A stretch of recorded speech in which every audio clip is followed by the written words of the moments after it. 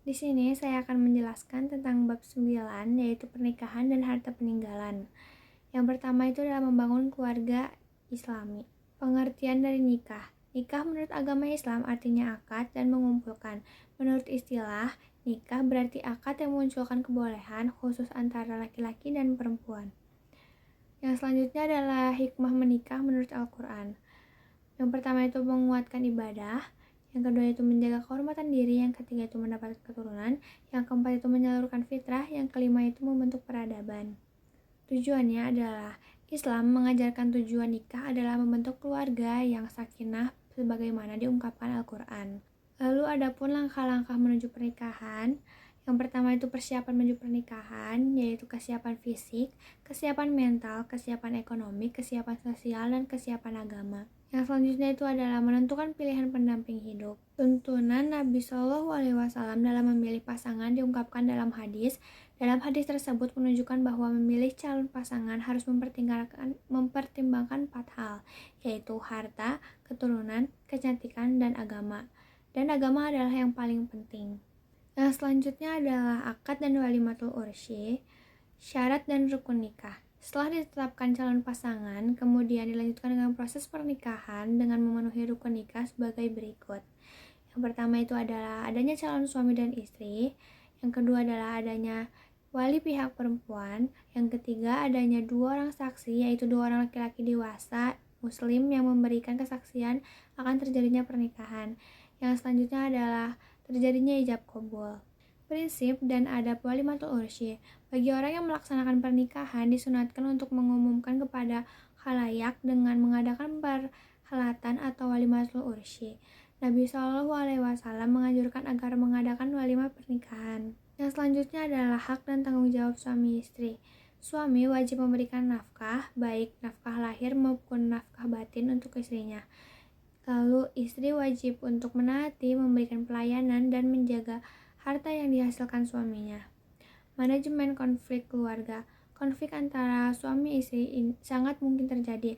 Hal yang pertama harus dilakukan adalah komunikasi. Apabila komunikasi tidak membuahkan hasil yang baik, cara yang dapat dilakukan adalah yang pertama saling menasihati, yang kedua pindah tempat tidur, yang ketiga pelajaran yang lebih keras kepada pihak yang salah, yang keempat adalah meminta bantuan anggota keluarga sebagai penengah. Pilihan terakhir adalah perceraian sebagai solusi terakhir. Islam membolehkan perceraian apabila tidak ada lagi cara yang bisa ditempuh untuk meneruskan pernikahan. Lalu yang selanjutnya adalah pembagian harta peninggalan. Pengertian harta peninggalan. Harta peninggalan adalah harta yang ditinggalkan seorang yang meninggal dunia.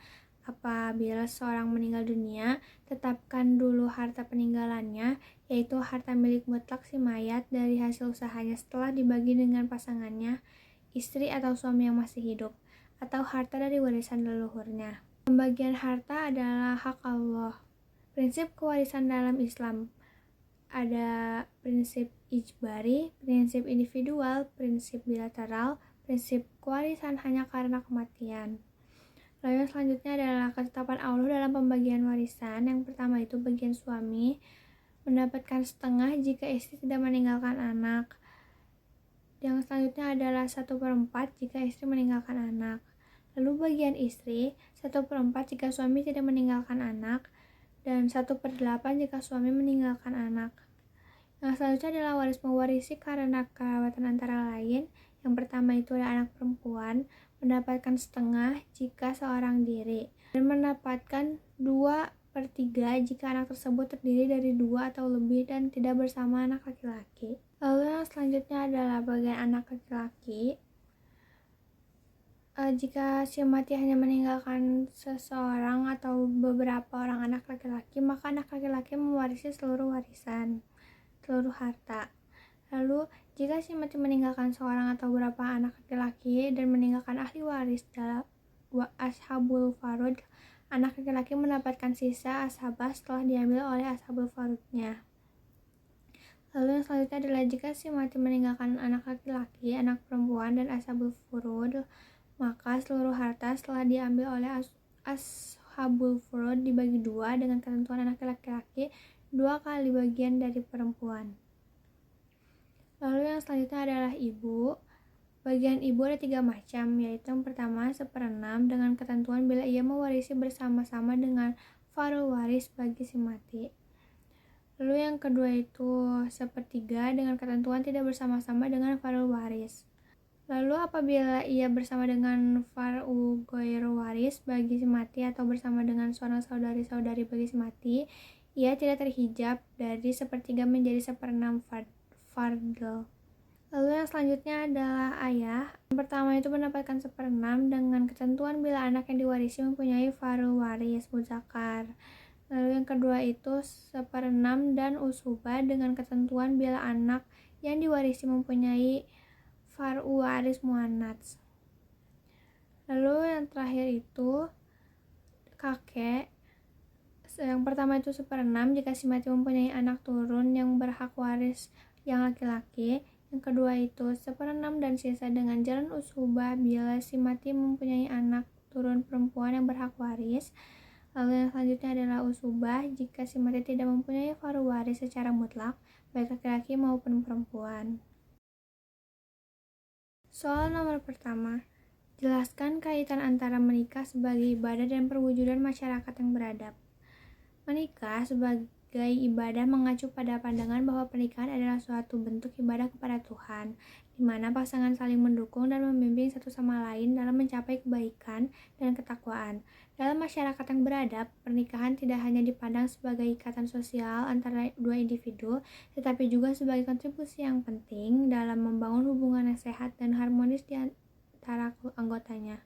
Jelaskan yang dimaksud dengan sakinah, mawadah, dan rohmah.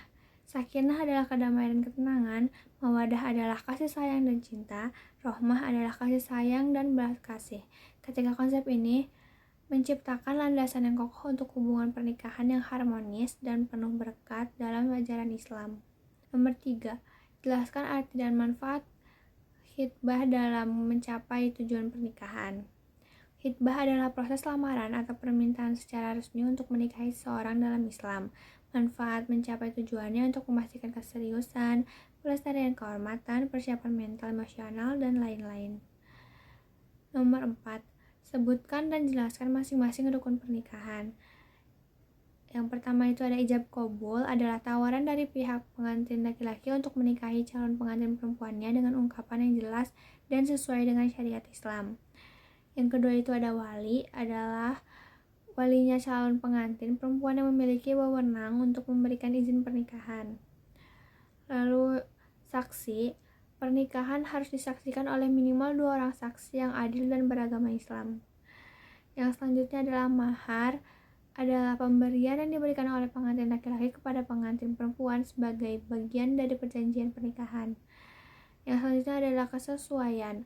Pernikahan harus memenuhi syarat-syarat kesesuaian yang ditetapkan dalam syariat Islam. Nomor 5. Apa manfaat dan mudarat apabila pernikahan dicatatkan dan tidak dicatatkan di KUA? Dicatatkan, manfaatnya adalah kepastian hukum, pengakuan resmi, kesejahteraan sosial.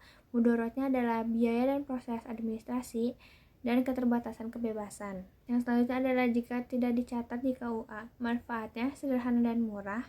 Mudaratnya adalah ketidakpastian hukum dan kurang pengakuan resmi. Nomor 6. Mengapa talak itu disebut sebagai suatu yang halal tetapi dibenci Allah? Meskipun perceraian itu diperbolehkan dalam syariat Islam, akan tetapi perceraian itu sangat dibenci Allah dan Rasulnya, sebab perceraian bukan saja memutus hubungan pernikahan suami istri, melainkan berisiko besar menyebabkan konflik dan renggangnya hubungan antar dua keluarga, yaitu dari pihak suami dan pihak istri.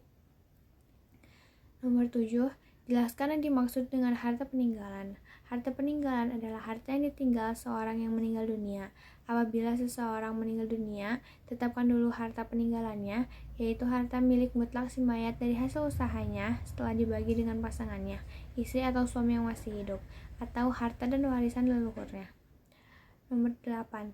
Jelaskan 3 hubungan yang menyebabkan seseorang bisa saling mewarisi. Yang pertama itu ada hubungan darah, yang kedua itu ada hubungan pernikahan, dan yang ketiga itu adalah hubungan keluarga.